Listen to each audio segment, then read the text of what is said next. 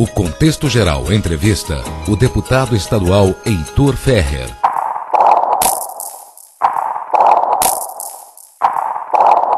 Essa vocação política, ela é natural.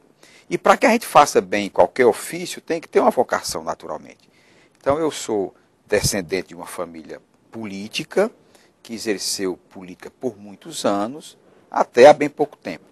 Então eu vim de Lavras da Mangabeira, que é a minha terra, fiz o curso de medicina aqui na cidade de Fortaleza e prometi a mim mesmo, de terminado o curso de medicina, eu faria 5 anos de atendimento em áreas carentes. E fiz, cumpri a minha promessa, 5 anos em periferia, e vi que essas pessoas que nós tratávamos, que nos buscavam para esse atendimento gratuito, essas pessoas tinham, na época das eleições, perguntavam naturalmente: doutor Heitor, em quem eu devo votar? E eu então sempre indicava alguém que, dentro do meu perfil, eu achava que poderia receber o voto de alguém.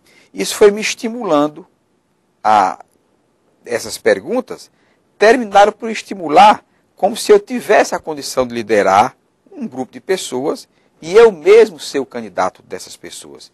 E aí me candidatei em 1988, me filiei ao PDT em 87, em 88 me candidatei, tirei 1.710 votos e fui o último eleito na coligação que o PDT fez com o PCdoB.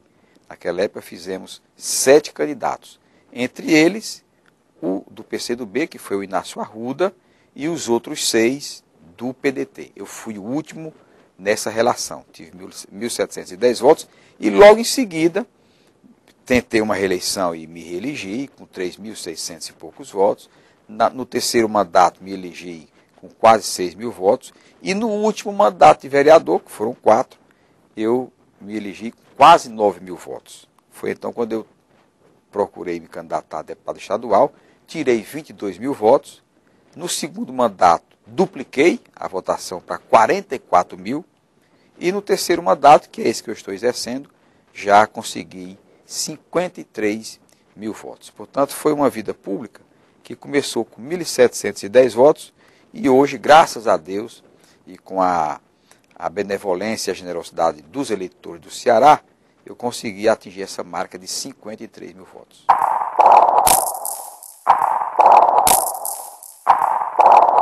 O Estado, o município, a União, são omissos em várias áreas das cidades, dos estados e da própria União, no atendimento ao cidadão.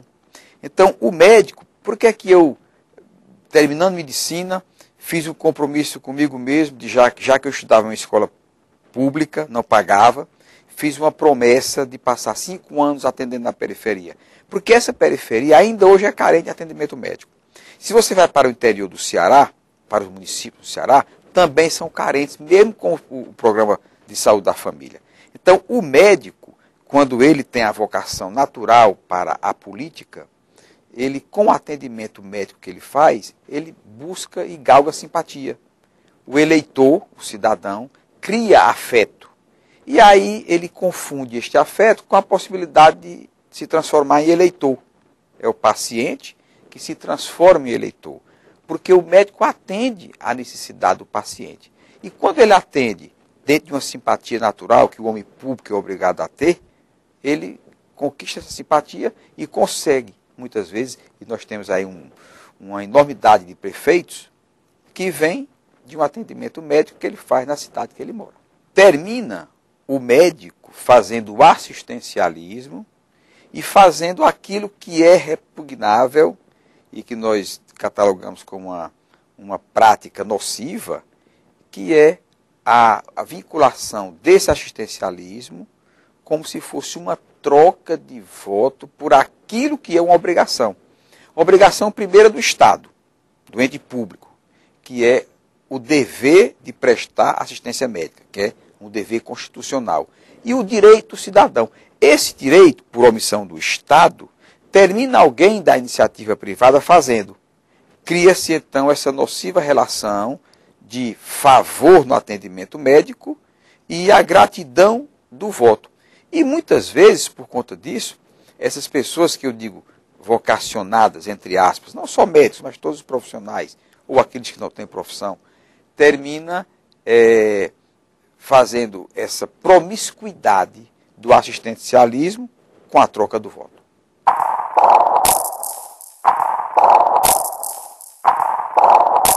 A minha vida pública, desde o primeiro mandato, tem se pautado por uma independência nas minhas ações.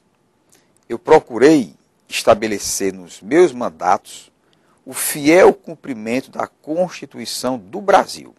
E, obviamente, como vereador, além de cumprir a Constituição do Brasil, eu passei a cumprir, obviamente, a lei orgânica e exigir o seu cumprimento por parte do gestor e de todos que fazem a administração pública municipal.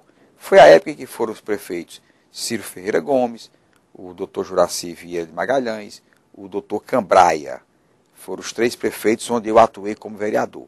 E fiz vários mandatos, foram 4 mandatos, cobrando dos governantes o fiel cumprimento da Constituição, principalmente no que diz respeito à legalidade, à impessoalidade, à moralidade, à publicidade e à eficiência, que é o artigo da Constituição que estabelece os princípios norteadores da administração pública. A administração pública ela deve se reger, está escrito na Constituição, pelos princípios da legalidade, da impessoalidade, da moralidade, da publicidade e da eficiência. Ora, com esse artigo em mão e em mente, fiz vários mandatos, cobrando do Executivo, do governo municipal, o real cumprimento desses princípios e também do governo do Estado, governador Lúcio Alcântara, e faço agora, no atual governo, que é o governo do doutor Cid Ferreira Gomes. E cumprindo esses artigos com independência, no primeiro mandato de deputado, que foi o mandato com o governador Lúcio Alcântara, eu dividia as minhas posições e diluía-se isso de maneira muito saudável com o PT, com alguns outros partidos pequenos que tinham certa independência. Já no governo Cid Gomes, eu fiquei praticamente só. No primeiro mandato, tinha lá o apoio do deputado Adair Barreto e do deputado Vassi Landim, que não retornaram. Fizeram bons mandatos. Acredito eu, e tenho isso como convicção, que o Vassi Landim e o Adair Barreto, todos dois muito estudiosos, muito vigilantes, conscientes dos seus deveres, mas infelizmente tinham base no interior. E esses deputados que têm base no interior, todos eles, se não se agregarem ao governo, eles perdem suas bases, porque o executivo penetra facilmente, cooptando todos os seus aliados. O deputado Adair Barreto foi vítima disso. O deputado Vassi Landim também foi vítima disso. Por isso que não retornaram, porque as suas bases eram no interior do Estado. Já a minha base, como é em Fortaleza, é uma base pulverizada, onde você não consegue detectar onde está o grande número de eleitores do Heitor Ferrer, o governo não chega lá para cooptar ninguém, não consegue destruir esses meus eleitores levando para outro candidato. Então eu me salvei por isto. Já os outros 2 não conseguiram galgar êxito porque as suas bases foram cooptadas.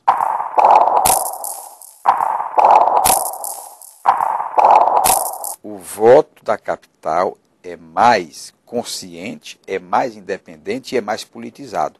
Tanto é que nas eleições para a Prefeitura de Fortaleza, sempre Fortaleza dá exemplos de independência, dá exemplos de inovação, dá exemplos de surpresa, ou seja, surpreende as pesquisas eleitorais, surpreende os grandes grupos políticos, muitas vezes dando candidaturas que não se apostavam nelas, como foi, por exemplo, o caso de Maria Luísa Fontinelli, como foi, por exemplo, o caso da própria prefeita Luiziane Lins, que começou com 4% e terminou sendo vitoriosa, né?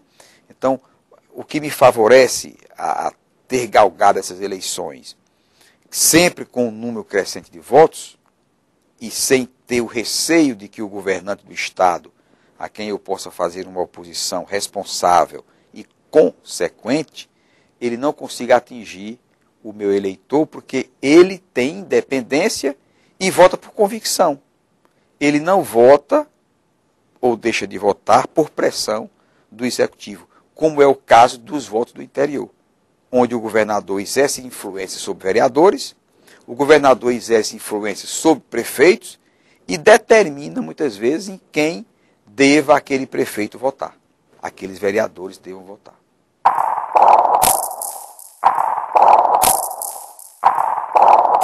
É frustrante. Nós temos frustração quando não conseguimos aprovar em plenário aquilo que é mistério nosso, aquilo que é um direito e uma obrigação do parlamento e do parlamentar. Se a Constituição nos assegura o direito de fazer o controle externo do Poder Executivo, se nos assegura o direito e o dever de fiscalizar os atos do Executivo, e nós fazemos o requerimento para passar em plenário, e esse plenário nega o pedido de informação, obviamente que nesse momento você se sente frustrado. O seu mandato é como se ele deixasse de existir naquele momento. Mas como hoje nós temos uma televisão e uma rádio FM e temos a cobertura dos outros meios de comunicação externos, a televisão, os jornais, a sociedade faz juízo de valor.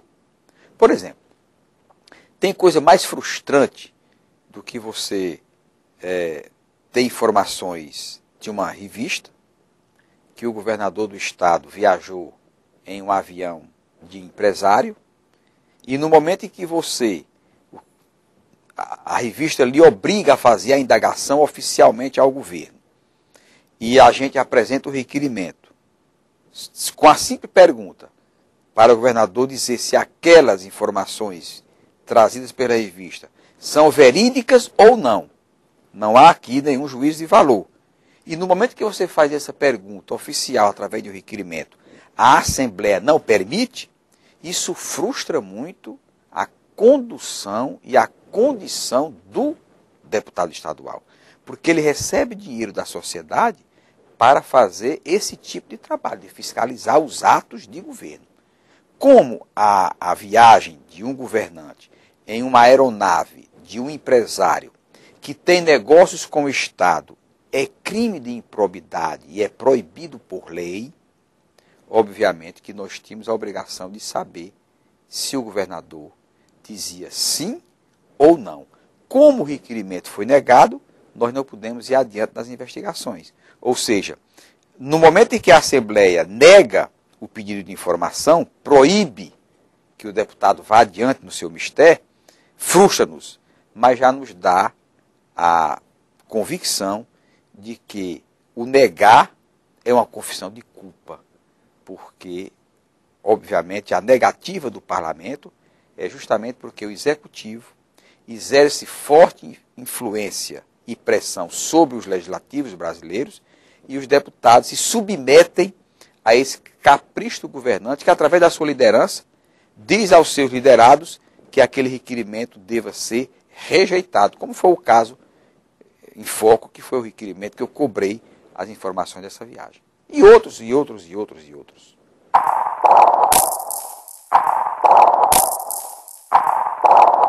A reforma seria de cultura da conduta dos parlamentares nos parlamentos brasileiros. A cultura do parlamento brasileiro, criou-se dentro do parlamento brasileiro a base de apoio e oposição. O parlamento, ele não deveria ser nem apaixonado e nem odiento ao executivo. O parlamento deveria ser isento para tomar firmes posições. Porque o apaixonado não vê defeito e o odiento vê defeito em tudo. Então, quando a base do governo é larga, como é, por exemplo, a base do governo do estado do Ceará, que hoje se limita a quase a totalidade, eu não vou dizer aqui que seja só eu que faço oposição, porque hoje nós temos, por exemplo, o deputado Eli Aguiar, que faz alguns pronunciamentos fortes, muitas vezes, na área de segurança pública. Nós temos o Roberto Mesquita, que tem feito pronunciamentos também de cobrança do governo do Estado. Obviamente que na hora do voto, eu precisaria desses votos, como foi o caso da viagem do governador, que eu não tive esses votos comigo. Pensei de tê-los, mas não tive. Mas pelo menos nos discursos, os deputados, esses que eu falei, têm feito bons pronunciamentos. Então, o parlamento, ele deve ser isento para tomar firmes posições. Aquilo que é correto, o parlamentar deva se posicionar firmemente a favor do governante. Aquilo que seja errado, ele deva cobrar do governo correção de rumo. E dizer ao governo, olha, nós, representantes populares, não achamos razoável essa conduta do governo. Portanto, nós achamos que deva ser corrigida. Isso de maneira a dar governança sem submissão. Você dá apoio naquilo que é correto e corrige aquilo que é errado. Infelizmente, a cultura do parlamento brasileiro é de submissão aos caprichos do executivo.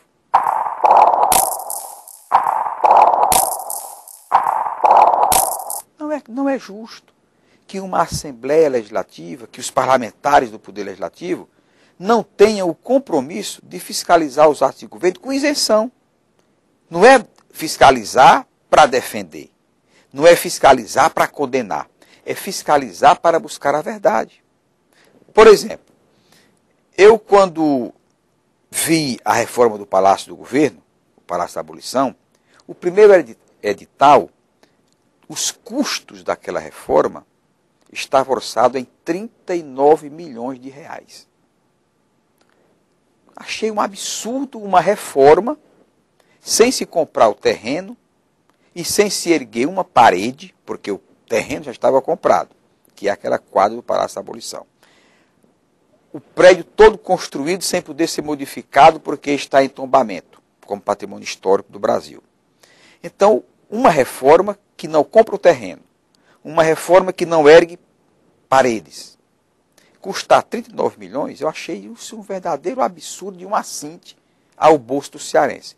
Fiz uma avaliação do edital e vi que as torneiras do palácio estavam custando R$ 2.345 cada uma. Fiz denúncia, a imprensa divulgou e o governador não teve como sustentar este edital e anulou o edital. Fez um novo edital e baixou a reforma do palácio para 19 milhões de reais. Ou seja, nessa denúncia, nesse debate, nessa informação levada à sociedade, fizemos uma economia para o Estado de 20 milhões.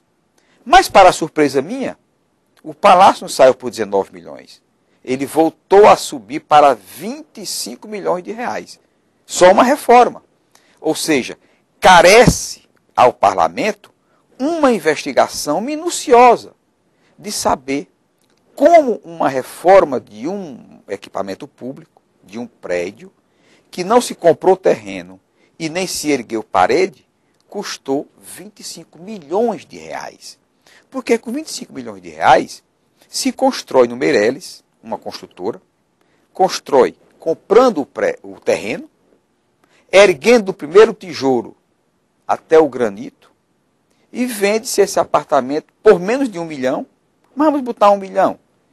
Por 1 milhão de reais, você constrói 25 andares na área mais cara de Fortaleza, comprando o terreno e construindo todo o prédio. Ora, como uma reforma, reforma, não é construção. Custou ao bolso do cearense 25 milhões de reais, então isso carece de uma investigação. E, obviamente, vamos fazer isso através de pedidos de informações que eu vou apresentar à Assembleia Legislativa para que o governo me mande, porque eu tenho a obrigação de saber como é que foi gasto 25 milhões de reais em apenas uma reforma de um prédio público.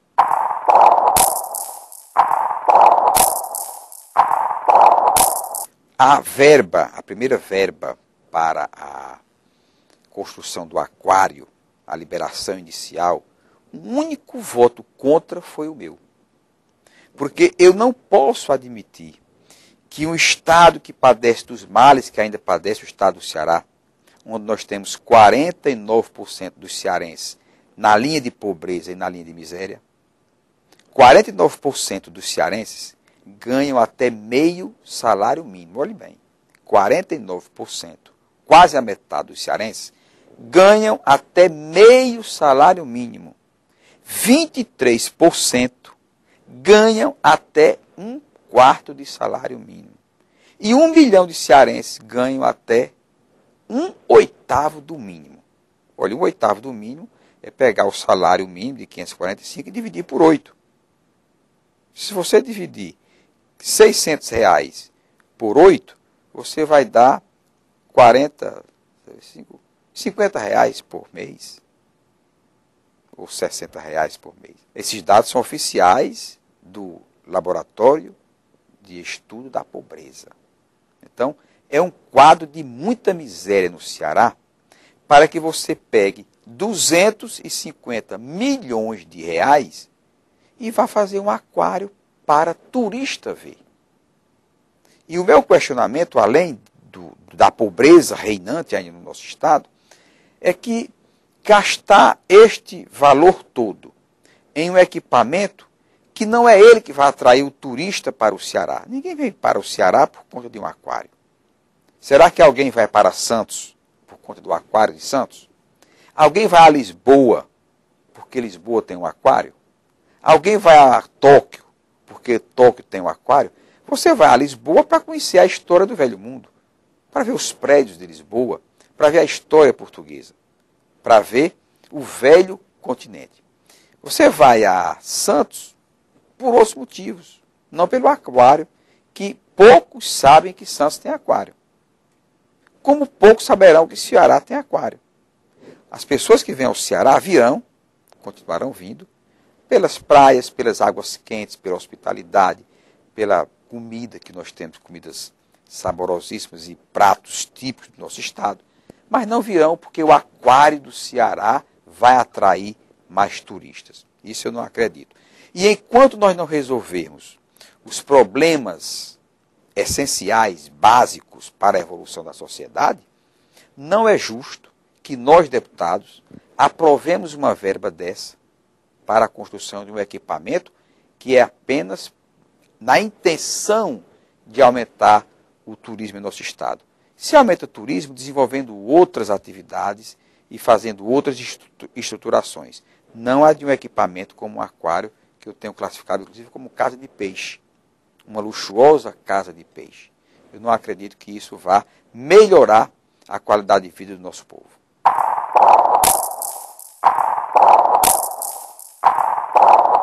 Eu me pronunciei solicitando do governo que as obras da Copa estão em atraso. E o governador, que é o gestor maior dos nossos recursos, providenciasse os certames licitatórios para que não viesse amanhã ou depois, estabelecendo a história de que a Copa está próxima e as obras não foram feitas, vir com aquela história de que vão dispensar o certame licitatório. Porque muitas vezes é comum o governante estabelecer que, pelo fato da urgência, vamos dispensar a licitação.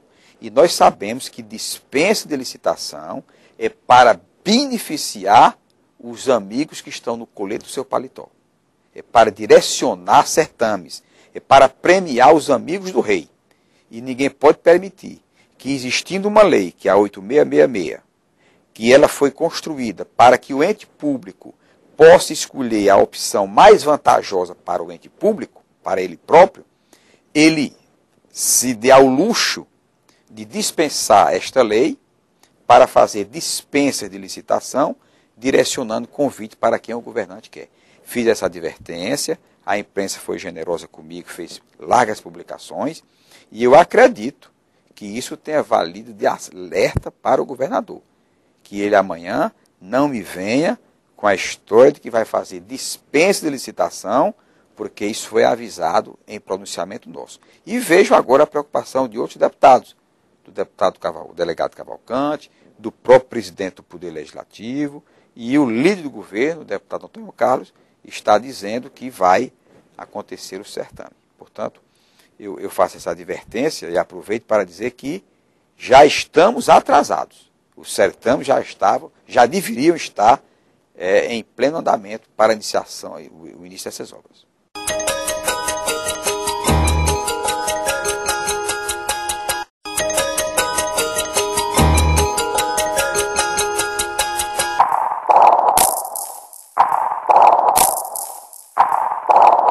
Eu não tenho dúvida de que, concluídas as obras em andamento e concluídas as outras obras já prometidas pelo governador Cid Gomes, ele dará um salto de qualidade nesse atendimento à saúde pública no estado do Ceará. Porque nós temos hoje 2 grandes hospitais regionais, nós temos 20 policlínicas, nós temos vários centros de especialidades em odontologia, o que isso já daria um avanço. E o governador promete outros equipamentos hospitalares no estado do Ceará e em Fortaleza, o que no final dará um plus à nossa saúde pública. No entanto, até que isso se concretize, a saúde no Ceará passa por uma tragédia, por um caos. Basta qualquer cidadão visitar o Hospital Geral, que é um grande hospital, muito bem dirigido pela doutora Nilva e pelas diretoras que estão lá. E, mesmo assim, a demanda é tamanha que todos querem ir para o Hospital Geral, todos querem ir para o Hospital de Messejana, que é um outro grande equipamento de atendimento médico. Esses hospitais, qualquer pessoa lá chegando, contará nos corredores 80 pessoas, 70, 100 pessoas nos corredores.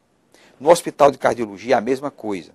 60, 70 pessoas infartadas numa cadeira, sendo tratadas numa cadeira, quando precisaria de um leito hospitalar e de um leito de UTI. Ora, é inadmissível que nós vejamos cearenses numa situação trágica, como se fosse um campo de guerra, sem estarmos em guerra, e no estado do Ceará, nós temos leitos desocupados, como, por exemplo, na Santa Casa de Misericórdia.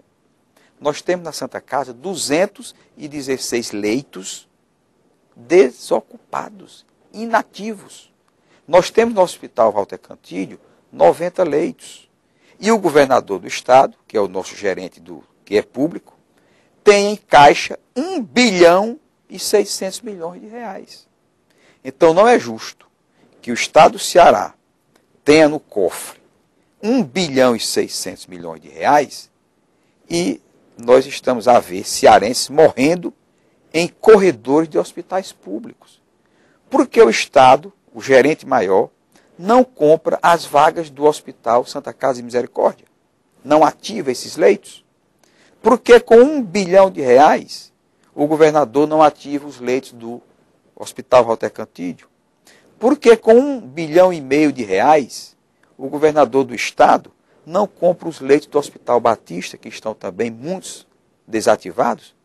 Vi lá, por exemplo, um plano de saúde comprando esses leitos para os seus credenciados. Ora, se um plano de saúde pode comprar os leitos desativados do Hospital Batista, por que que o poder público, com 1 bilhão e 600 milhões em caixa, não pode fazer a mesma coisa para beneficiar esses cearenses que estão morrendo nas filas e nos corredores dos hospitais públicos? Então, eu considero isso uma tragédia. Eu tenho certeza que um pai de família que, tendo dinheiro em caixa, em banco, em aplicação, ele guarda esse dinheiro e deixa o filho dele sofrer doença dentro de casa sem ele levar para o hospital.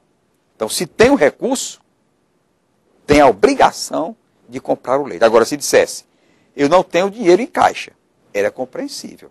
Mas enquanto tiver um tostão, é inadmissível que o paciente morra ou sofra nos corredores dos nossos hospitais.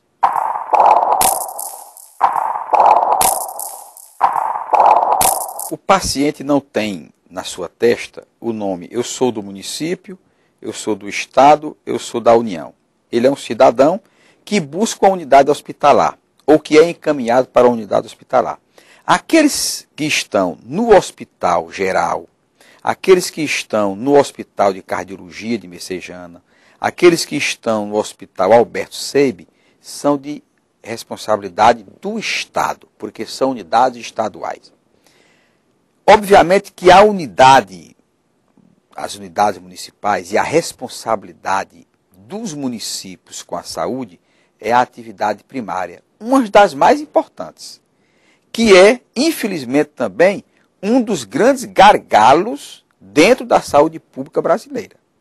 Porque no momento em que uma assistência médica primária não é feita com competência, com responsabilidade, com consequência e com resultados, nós terminamos por transformar o paciente, que é um paciente fácil de tratar, um paciente que é de fácil controle, quando o município falha, ele se transforma no paciente complexo, no paciente com patologias que aí sim já passa para a esfera de responsabilidade do governo do Estado ou da União, que se equivalem, porque as unidades mais complexas desses dois níveis de governo. Mas muitos dos pacientes que hoje estão, por exemplo, no Hospital Geral, se tivessem sido devidamente tratados pelos municípios, tanto pelo município de Fortaleza como pelo município do Ceará como um todo, eles teriam tratado bem a sua hipertensão arterial, eles teriam tratado bem a sua diabetes, eles teriam tratado bem a sua arritmia cardíaca, eles teriam tratado bem a sua infecção respiratória. Como muitas vezes esse atendimento é falho na base, no primário, a doença se complica, eles são obrigados a procurar uma unidade de tratamento terciário, que é o Hospital Geral, que é o Hospital de Cardiologia, que é o Hospital Walter Cantillo, que é o Hospital Santa Casa de Misericórdia, que tem as emergências de doenças mais complexas. Mas essa responsabilidade dos prefeitos, eles passaram a colocar dentro das ambulâncias. A cidade de Fortaleza, basta ver o Zé Frota. Metade dos atendimentos do Zé Frota vem do interior do estado, porque é cômodo para o senhor prefeito dar a ideia de que está fazendo um favor ao munícipe, dando a ele, à mulher dele, ao filho dele, a condução em uma ambulância para chegar e aqui superlotar ainda mais os corredores do IJF, do HGF e do Hospital de Cardiologia de Messejana.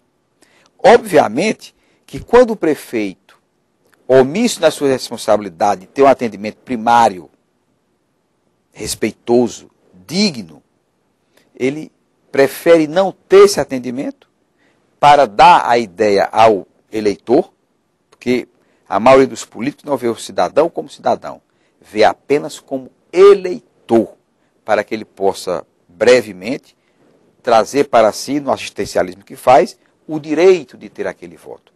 Então ele acha que é melhor, politicamente, eleitoralmente, pegar um pacientezinho no interior, seu munícipe, botar numa ambulância e dizer em época de campanha que eu lhe mandei para Fortaleza para você ser atendido na capital.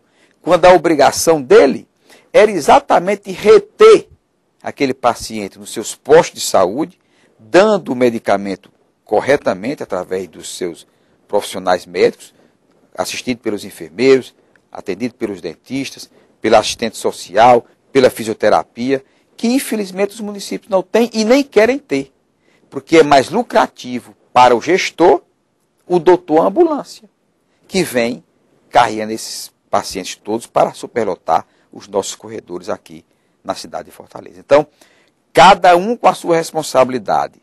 Se cada um atendesse plenamente, nós teríamos um outro nível de atendimento nos hospitais terciários. Seria uma coisa muito mais folgada.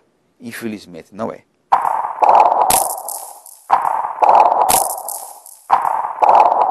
O Brasil é a 7ª economia do mundo. E é um dos países que tem uma das piores cargas tributárias do planeta. 36% do PIB brasileiro vem de impostos. Então, nós temos uma perversa carga tributária. Basta ver quem ganha um pouquinho mais, salário ser taxado como renda, através do imposto de renda, que é 27,5% do imposto de renda. Isso é levado para o governo federal. Então, a sétima economia do mundo não pode dizer a este mundo e a nós brasileiros que não tem dinheiro para a saúde e que vai estabelecer esse trágico ambiente em que nós vivemos com relação à saúde, esse caos criado pelos próprios governantes, estabelecer como um fundamento, uma justificativa para criar um imposto a mais.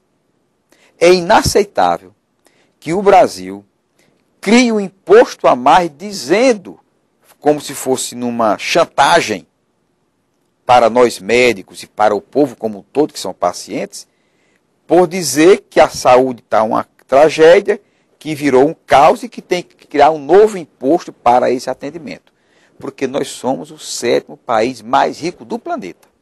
O que falta, na verdade, é o controle da aplicação desses recursos, evitar o desvio desses recursos, aplicar corretamente esses recursos e, obviamente, tratar da saúde como um todo. Porque a saúde não é só o paciente chegar num posto de saúde, ser atendido por um médico, passar de uma receita e ele voltar para casa. A saúde começa, primeiramente, com a moradia. A saúde começa com a comida que ele come. A saúde começa com a oferta d'água. A saúde começa com o esgotamento sanitário, que a maioria dos brasileiros não tem. A saúde começa com um emprego digno e renda. A saúde começa com o lazer. Tudo isso é saúde. O atendimento no posto de saúde é o último item da saúde.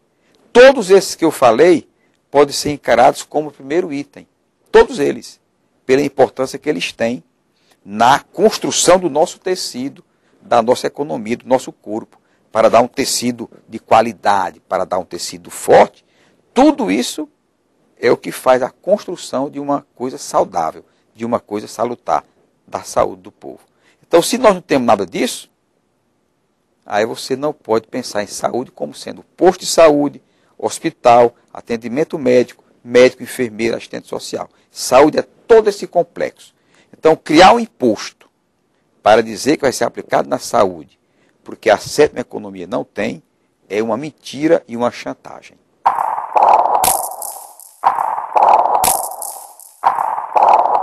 A reforma tributária todos querem fazer para ganhar. O empresário quer a reforma tributária porque acha que vai ser melhor para ele. O governo quer a reforma tributária porque acha que vai arrecadar mais. E é impossível esses dois pontos baterem para satisfazer os dois lados. Eu quero uma reforma tributária para ver se eu pago menos. O governo quer uma reforma tributária para ver se arrecada mais. É impossível satisfazer a esses dois senhores. Por isso que ela não sai. Porque o governo não tem coragem de enfrentar uma reforma nesse sentido, onde ele possa ganhar mais, onde ele possa arrecadar mais. Porque não tem como enfrentar também banqueiros, industriais, comerciantes, industriais fortes. A reforma tributária no Brasil, ela vem sendo cantada em verso e prosa há muito tempo, mas só cantada, nunca executada. Porque esses dois bicudos não vão se beijar.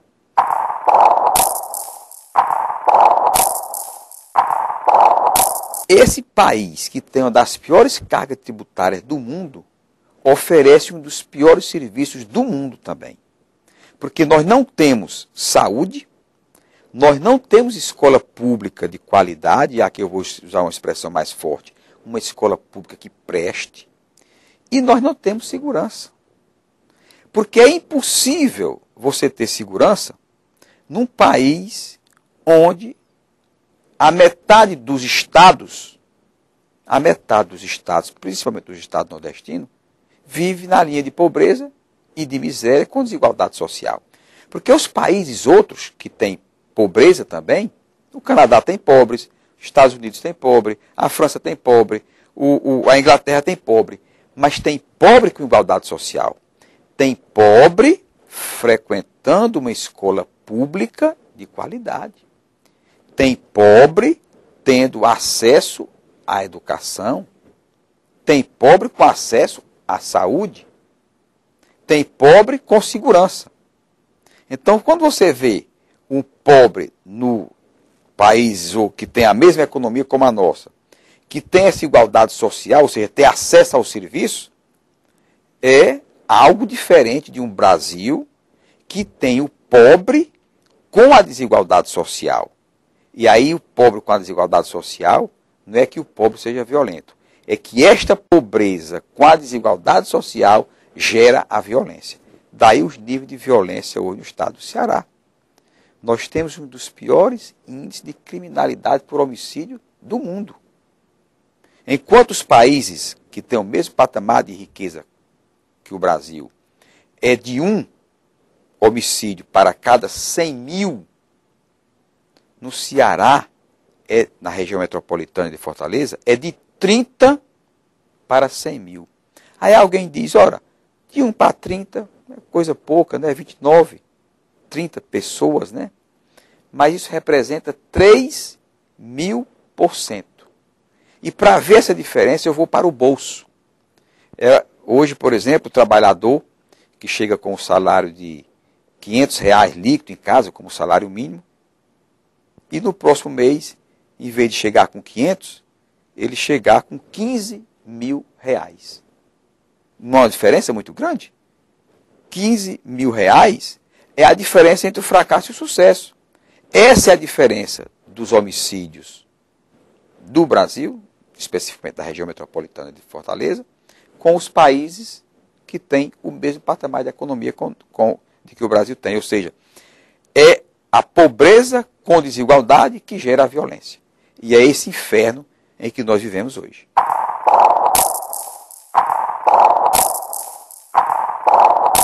O governo do Estado é responsável pela segurança pública. Entenda-se segurança pública, nos termos que nós estamos fazendo, pela contenção da violência. Porque segurança pública hoje tem outro conceito. O que é segurança pública? É segurança pública de habitação. Isso é uma segurança pública. Você dá ao cidadão a segurança pública de moradia. Você dá ao cidadão a segurança pública de educação. É que o cidadão pobre tenha a segurança de que ele vai ter educação para os seus filhos. Segurança pública de saúde. Dá ao cidadão a segurança pública de que ele vai ser atendido pelo ente público. Essa segurança pública inicial é responsabilidade dos prefeitos, dos municípios, que não temos. Aí confunde-se a segurança pública com o combate à violência, que aí sim é onde o Estado entra com o seu efetivo repressor, que é a polícia. Mas a segurança pública que todos cobram, essa é de responsabilidade dos gestores municipais, que deva dar escola pública primária de qualidade e em tempo integral, que deva dar atendimento médico primário eficiente, que deva ter política de moradia, que deva ter política de equilíbrio social, política de geração de emprego e renda, para que, primariamente, nas cidades, que é onde nós vivemos, o Estado é uma coisa abstrata. O município, a cidade, é onde você vive.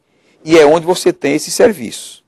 E que, infelizmente, os nossos prefeitos, os nossos gestores, na sua grande maioria, têm negado desde o nascimento aos que vivem nessas cidades, gerando todo esse caos no Brasil inteiro por uma omissão primeira do gestor público dos municípios.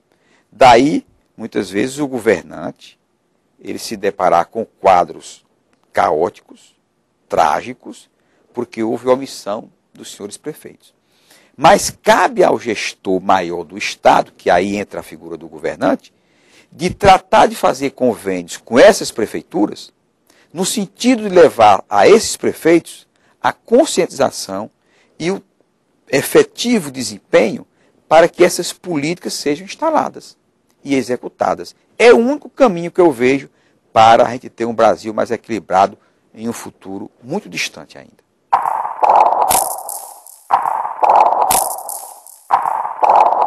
O Bolsa Família é um grande programa social, mas não deixa de ser um assistencialismo.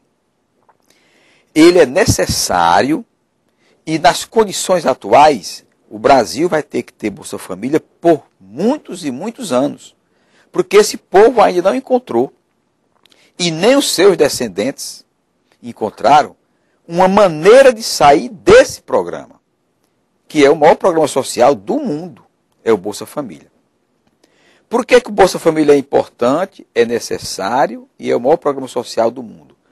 Porque muitos desses brasileiros que estão no Bolsa Família estão passando fome. Se esse dinheiro não chega, morrerão de fome. Então, quando o governo Lula ampliou esse programa, que nasce lá, já no governo Cristóvão Buarque, que no governo Fernando Henrique Cardoso tem aqueles vale leite, vale isso, vale aquilo, vale gás, e que o governo Lula confluiu para o Bolsa Família, se esse dinheiro não chega, esse povo brasileiro todo estaria passando fome miseravelmente. Então ele é muito importante. Agora, tão importante quanto o Bolsa Família, que é uma muleta que o governo dá a esses carentes, o mais importante agora é o governo encontrar uma maneira de sair dele, para dar aos que vivem nele e aos descendentes deles uma maneira mais digna de sobreviver por conta própria, com as suas próprias pernas, e não com as muletas oficiais. E como é que eu vejo a saída disso? Só vejo uma saída: educação de qualidade e em tempo integral, que é o programa do meu partido, o PDT, que estabelece isso como princípio básico para a evolução da sociedade. Enquanto não for feita essa descoberta efetivamente concretizada em realizações, o Bolsa Família só tende a crescer. Porque os filhos dos que têm Bolsa Família hoje continuam nas mesmas condições de pobreza e de miséria, porque nós estamos encontrando essa saída que todos esperamos que o governo encontre, porque não é justo que essas pessoas vivam a receber essa esmola por tempo indeterminado.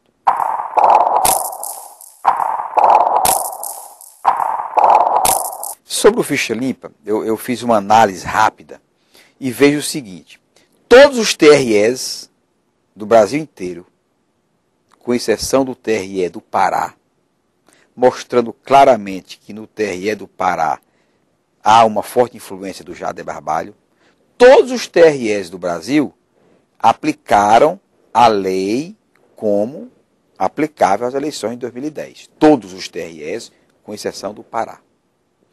No TSE, de 7 ministros, 5 votaram pela aplicabilidade da lei Ficha Limpa já no pleito de 2010. Mostrando que a tendência natural das análises dos julgadores é de que a lei não alterava o processo eleitoral. O Supremo Tribunal Federal, 5 julgadores, 5 ministros, votaram pela aplicabilidade da lei e 5 votaram pela não aplicabilidade da lei. Aí aparece um ministro, um único ministro, e derruba tudo que o Brasil produziu, tudo que o TSE produziu, e a figura de um homem só derruba tudo que foi aplicado na legislação na eleição de 2010.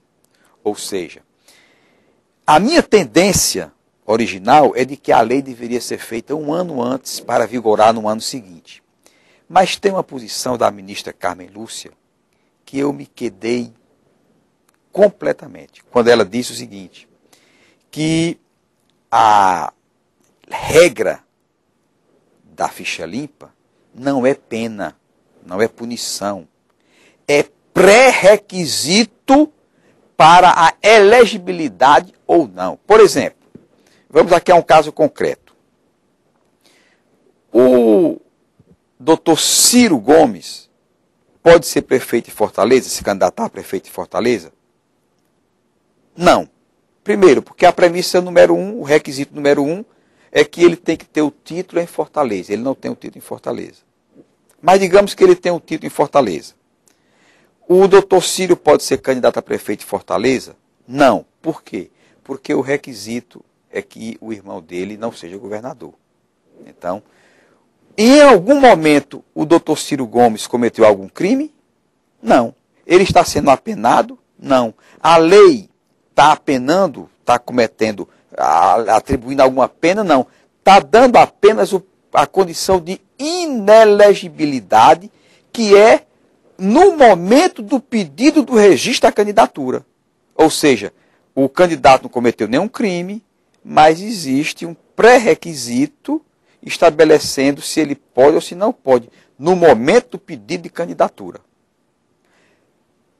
O ficha limpa, a lei ficha limpa, é apenas um requisito a mais cobrado naquela circunstância. Não é pena, portanto não poderia sofrer e nem teria necessidade de sofrer a anterioridade da lei de 1 ano. Por isso que eu hoje sou favorável de que ela deveria ter sido aplicada como o Brasil inteiro entendeu como aplicável em 2010. Mas, infelizmente, um homem só, escolhido há pouco tempo, e eu aqui não vou fazer pré-julgamento nem juízo de valor, mas o homem já chega, obviamente, com este voto, conhecido hoje pelo Brasil inteiro, mas certamente já deveria ter exposto este voto em outros segmentos do governo e foi escolhido já com o voto pré-determinado. Ou seja, tudo que o Brasil trabalhou, tudo que os TREs trabalharam, um voto só botou abaixo todo este trabalho. E aí volta para a política nacional, figuras repugnantes e abomináveis, como por exemplo, um Jader Barbalho. Volta para a política brasileira, um Cássio Cunha Lima, que tem crimes comprovados lá no estado da Paraíba.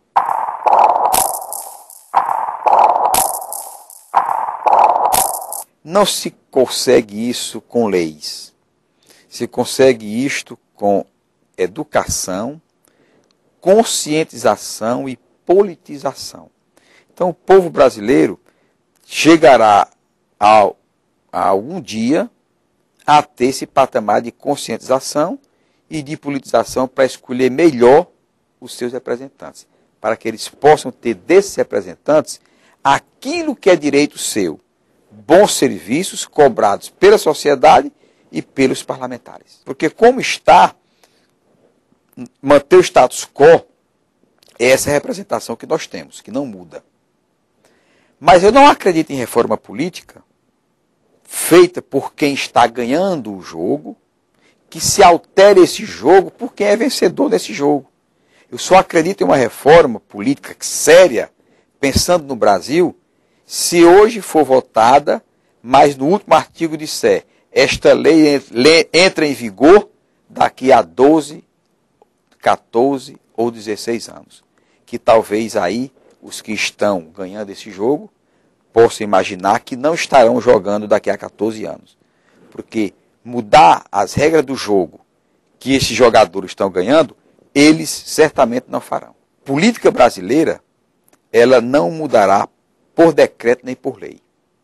A política brasileira só vai mudar quando esse povo for educado e for politizado para realmente mudar o Brasil, mudando o Brasil para mudar as suas vidas, melhorando a sua condição de vida. O Contexto Geral entrevistou o deputado estadual Heitor Ferrer.